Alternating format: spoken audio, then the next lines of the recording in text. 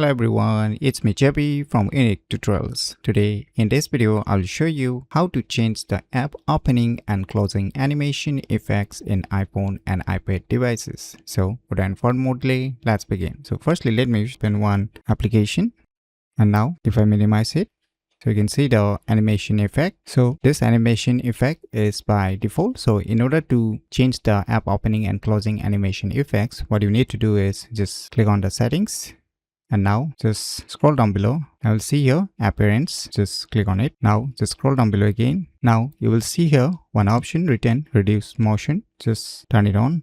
Now once you start closing or opening application, so you can see here a new animation effects is showing up. So let me open one application again.